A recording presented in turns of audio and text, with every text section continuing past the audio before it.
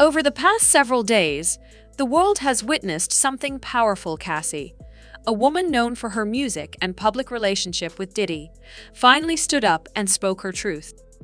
So I was in the courtroom where this trial is taking place, and I was sitting right behind Cassie Ventura's husband, and I watched him as he sort of glared at Sean Combs at times, at the family, especially during the period of time where the prosecution showed photos of 13 men, different races, predominantly black men. These are all men that Cassie was able to identify in terms of names sometimes and where these freak-offs, these alleged freak-offs took place, from cities like LA, Miami, New York, Las Vegas, etc.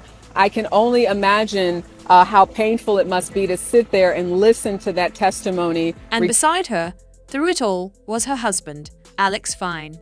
But what people didn't expect was how emotional, complicated, and heartbreaking it would be for him to hear everything she revealed in court. Let's be real, watching your partner talk about their past with an ex is already hard enough. But imagine sitting in a courtroom and hearing your wife say she went back to her ex after marrying you. Where this trial is taking place, and I was sitting right behind Cassie Ventura's husband. I can only imagine how painful it must be to sit there and listen to that testimony regarding your wife. That's exactly what happened to Alex. During Cassie's testimony, she admitted that after a serious incident involving Diddy at a hotel, she voluntarily returned to his house and even said, "We had a good night." That moment left the entire courtroom in silence. The tension was thick, and it was more than Alex could take. He stood up and quietly left the courtroom, not out of disrespect, but because he was heartbroken.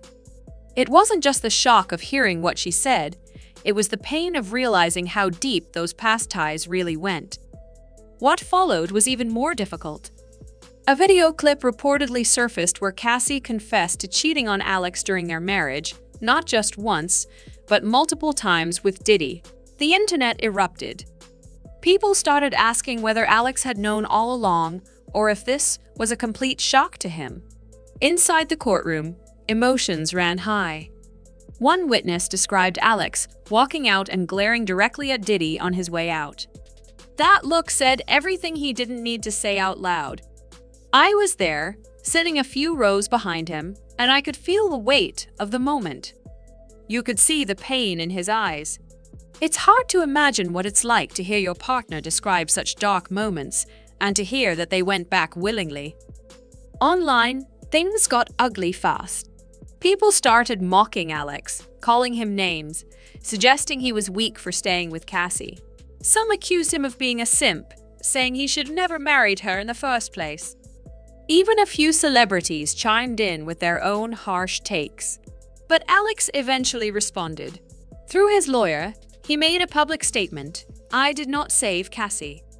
That's an insult to the years of work she did to save herself. Cassie saved Cassie. He made it clear this wasn't about being a hero. This was about standing by the woman he loved as she faced her trauma and tried to move forward. He also asked for privacy, praising her courage and determination. While the public was busy reacting to his pain, more details from the court transcripts began to emerge. Cassie admitted that her relationship with Diddy didn't end when it should have. Is there ever a time that you enjoyed the freak-offs? This is when Cassie got choked up and she said, "I did, but only because I got to spend one-on-one time with Combs, and I really did love him." She talked about intimate scenes from a project she worked on, scenes Diddy had to approve. She even said he liked them. That raised eyebrows and led many to wonder, was this an open relationship? Were things more complicated behind the scenes than anyone realized? Then, a video from 2019 resurfaced. In it, Cassie hugs Alex after he ran 50 miles to raise awareness for domestic violence in honor of his mother. At the time, it seemed like a touching moment of support. But now people are rewatching it with new eyes. His then girlfriend, Cassie Ventura, And the defense said, listen, what you witnessed was wrong. It was inhumane. It was horrible. But that was domestic violence. And they said that is not criminal enterprise. That is not racketeering. But both sides sort of making those compelling arguments and opening statements that for the prosecution, that he is guilty. For the defense, obviously saying that he's not guilty of these crimes that he's alleged to have committed. They're seeing signs of trauma in Cassie's expression, pain hidden behind her smile. Later in court, the judge asked Alex to leave before Cassie spoke about a 2018 rape allegation involving Diddy. This wasn't to protect Alex emotionally, it was a legal move. I can tell you that immediately, the moment she opened her mouth, you could see that Combs was listening intently to everything that she had to say, as well as those jurors. If he stayed, it might have created a conflict if he was later called as a witness. Still, it didn't soften the emotional blow of what had already been said. And again, just to reiterate what is a freak-off. The freak-off essentially was something that Cassie said she learned about through Sean Combs about a year into their relationship. He described it as voyeurism, wanting to watch her have sex with someone else. And she said that she did it because she was 22, 21, she was young, she didn't know any better, and that she wanted to please Sean Combs. Cassie told the court she had been pressured into disturbing sex parties that Diddy called freak-offs. She said she often had to take drugs just to get through them. These weren't parties for fun. They were situations she described as humiliating and damaging. Cassie spoke about physical injuries, emotional scars, and feeling trapped. She admitted she didn't enjoy these events, but when asked if she ever did, she broke down. "I did," she said, "but only because I got to spend time with him, and I really loved him." Diddy's legal team tried to spin it differently. They argued that Cassie participated willingly, maybe even to keep Diddy's attention on her and not other women. But Cassie shut that theory down.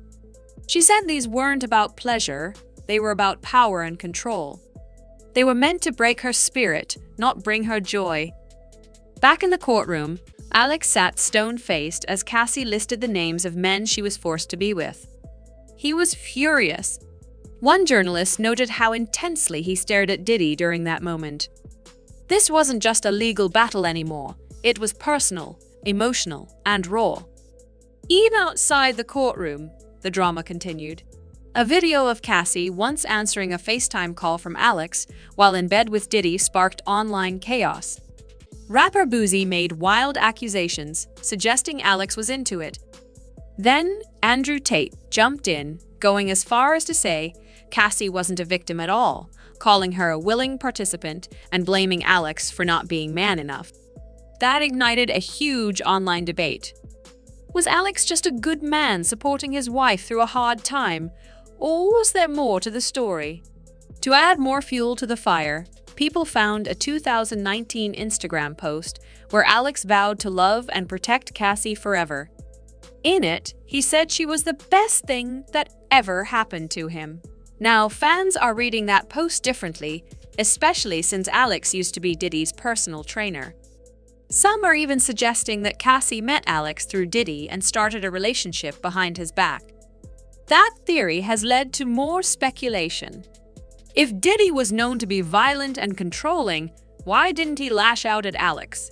Some believe Cassie may have chosen Alex intentionally